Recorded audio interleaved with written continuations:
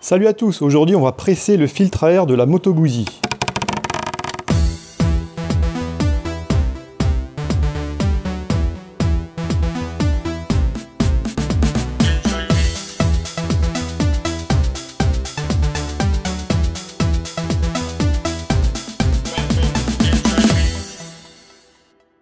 Alors voilà un filtre à air neuf. Et ce qui nous embête, vous avez déjà essayé de le mettre, peut-être galérer, peut-être vous énerver. Vous le poussez, il se met comme ça, au fond, vous n'avez pas la place pour le pousser, et en fait, ça vous énerve, et vous vous dites, j'aimerais bien pouvoir le mettre plus facilement. Alors première chose, la difficulté vient de l'épaisseur du joint, ici. Là, le filtre est complètement neuf, et le joint fait un peu plus de 11 mm, on va dire 11,5. L'idée aujourd'hui, c'est de réduire un peu cette épaisseur de joint pour pouvoir le mettre plus facilement dans son logement. Alors pour ça, on va créer une presse à filtre. On prend deux planches de contreplaqué. Alors l'épaisseur du contreplaqué, c'est 10 mm. Une pleine, je vais vous donner les dimensions. Donc là, j'ai fait 175 par 222. Et ici, on fait une deuxième plaque, mais avec un trou au milieu, donc de la même taille extérieure. Et à l'intérieur, l'idée, c'est de laisser passer le filtre à air à l'intérieur. La largeur de mon encoche, ici, 107 mm. Et la longueur, 147 mm. Alors, pour faire fonctionner ça, on va utiliser à l'intérieur des boulons et des rondelles pour avoir l'épaisseur interne. Et je vais réduire l'épaisseur.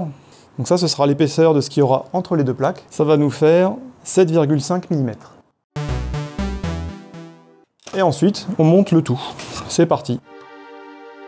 Alors oui, je vous ai pas dit, mais vous percez des trous tout autour. Là, j'ai fait 10 trous qui sont à peu près au milieu, entre le bord du filtre et le bord de la plaque. Et pour percer vos trous, vous les percez d'un seul coup en même temps.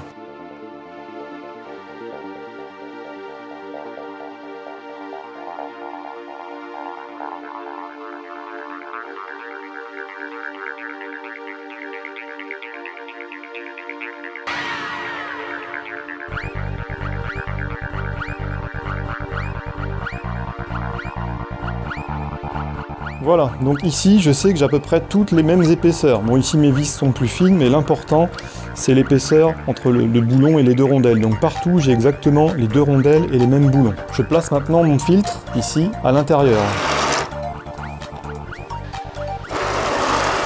Et on va refermer l'ensemble. Voilà, le filtre est dans sa presse. Et on va serrer.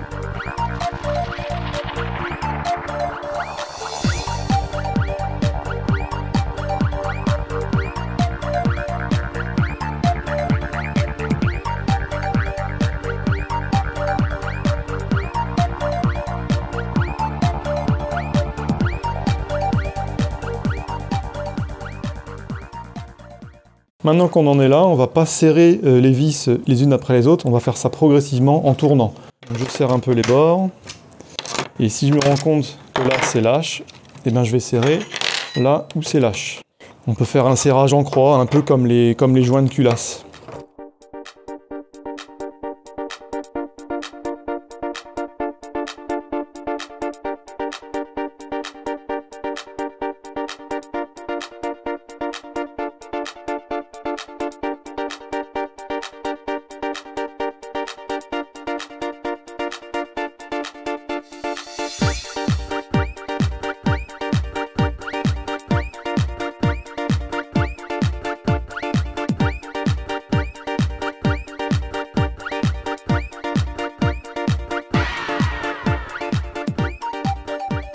Voilà, on regarde bien ici là, que tout touche en fait, c'est-à-dire que là je suis bien à l'épaisseur que je veux.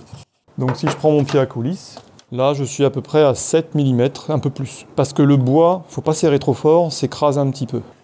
Alors maintenant, vous allez me dire, c'est terminé. En fait, non. Je peux laisser comme ça 24 heures, une semaine ou plus. Si j'enlève le filtre, il revient exactement dans la même position qu'avant. J'ai essayé, vous pouvez essayer si vous voulez, mais ça marchera pas. Vous pouvez me serrer plus fort en mettant moins de cale, attendre plusieurs jours, il va revenir dans la même position. L'idée là, c'est qu'on va le faire cuire un petit peu. mais pas trop fort. C'est pareil, j'ai essayé des températures plus ou moins élevées. La bonne température que j'ai trouvée, c'est environ 90 degrés pendant 1 heure. Comment je me suis rendu compte de ça? C'est qu'en fait, un ancien filtre à air qui a fonctionné dans la moto me semblait beaucoup plus facile à enlever et à remettre. Et ce filtre à air étant juste au-dessus du moteur qui chauffe, je me suis dit, qu'est-ce qui le transforme? Eh bien, c'est la chaleur. Donc maintenant, on va passer à l'étape d'étuvage, on va dire. Concrètement, on va mettre ça dans le four. Alors on utilise un four de cuisine, comme vous voyez. Les fours de cuisine ne sont pas très précis en température, donc je vais contrôler ça avec mon multimètre, qui a une sonde de température ici, au bout là, vous voyez, c'est un thermocouple. Donc le thermocouple, il y a 2 matériaux qui relient ici la petite soudure, et c'est l'effet du thermocouple avec la différence de température qui fait que le multimètre peut calculer la température de cette jonction. Donc j'ai mis mon four pas très chaud pendant un moment, et l'idée c'est de voir à peu près quelle température il y a à l'intérieur. L'avantage du thermocouple, c'est que c'est une faible masse, et donc il se réchauffe très rapidement. 81. J'essaye de viser entre 90 et 100 degrés sans trop dépasser 100 degrés. Voilà. Donc c'est à peu près bon, je vais pouvoir mettre mon système dedans, et on va programmer ça pendant 1 heure.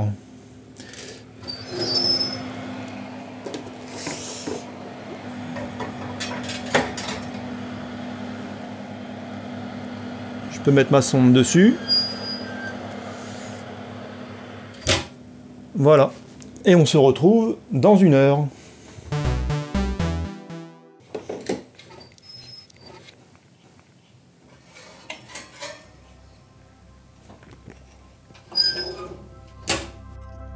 Alors on peut tout desserrer.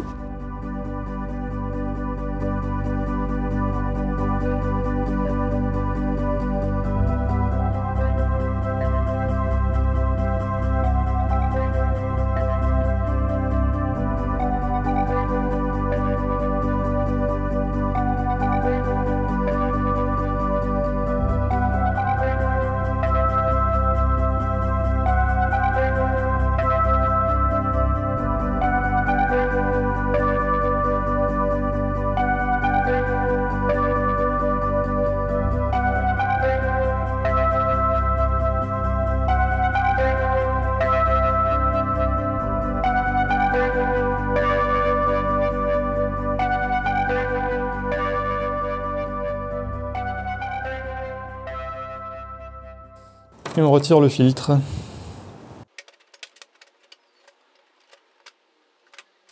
Maintenant, on va regarder ce filtre. Déjà, la première chose à regarder, c'est que notre procédé n'a rien abîmé. Le papier est parfait, notre filtre semble vraiment bien. Et maintenant, ce qu'on attend vraiment de savoir, c'est l'épaisseur du joint rose. Allez, on le mesure.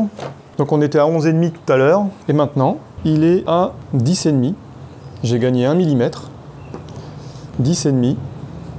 Partout 10,5. C'est peut-être pas beaucoup, mais ça peut changer grandement la façon dont on le met à l'intérieur. Pour info, je vous montre un autre filtre que j'ai serré trop fort et où j'ai mis trop chaud. Voilà ce que ça donne.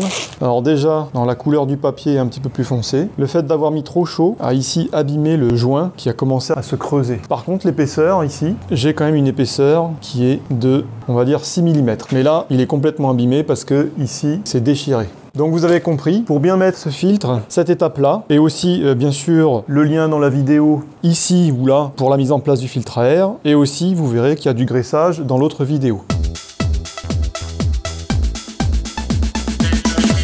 J'espère que cette vidéo vous a plu et que vous n'allez plus galérer à mettre le filtre à air dans la Moto Guzzi. N'hésitez pas à la partager, la commenter, la liker et vous abonner. Et à bientôt sur Enjoy Wheels.